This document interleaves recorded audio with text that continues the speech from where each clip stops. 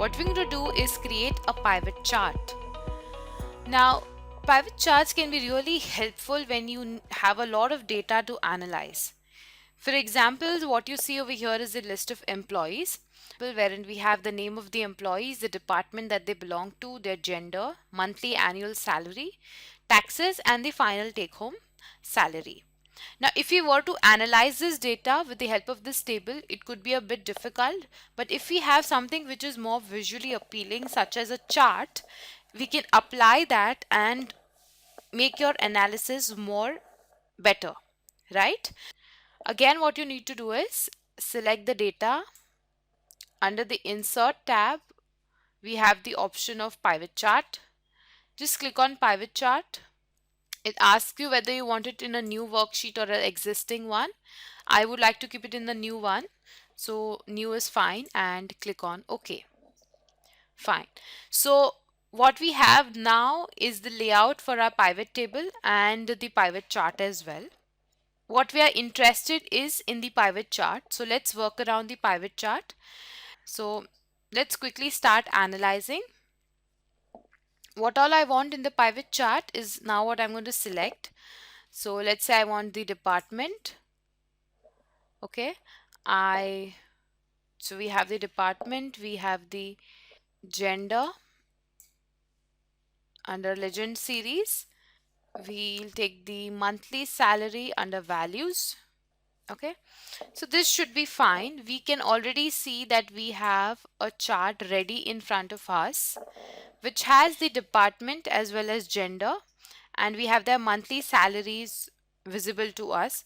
So we can see that the table and the chart both have been prepared over here. We have the table as well as the chart. This is the table, this is the chart, and both are made simultaneously. The important feature is the drop down and the filter. Let's say I want employees only from the marketing department. I can select marketing. You can see employees from the marketing department. If you want to concentrate only on the females, what is their monthly salary? So this is more like a this is more of a dynamic approach rather than using our normal traditional charts. We can use the pivot charts if you want to you know analyze only specific amounts of data. Let's say you want to also include the names, so you can also include the filter names.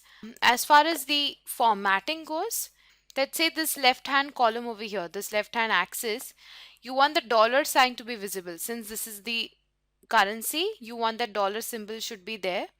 So what you need to do is click over here on this drop down, click on value field settings, and over here what you want is the number format, right?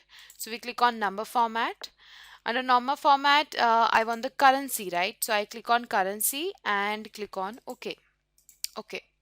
As soon as you do that, you will find that this dollar sign that you wanted has come in. So this is a bit of formatting that you can try. There are additional features. If you want to add them, you can do that. Similar to the normal traditional charts, we have those options as well. Let's say if you want to add title, what you need to do is we have various layouts that are available under the design tab. So you can choose the layout you want. Let's say we keep this layout and you want to provide a title to this chart, right? Like we do in the traditional charts. So you can write in monthly salary. Okay, so you can do this renaming over here, and it's quite easy, right? Very simple. You just need to select the layout you want, do the changes you want to do, and this can be a very good analysis if you want it on your Excel dashboard. Okay, so this is about pivot charts. With this we come to an end to this section.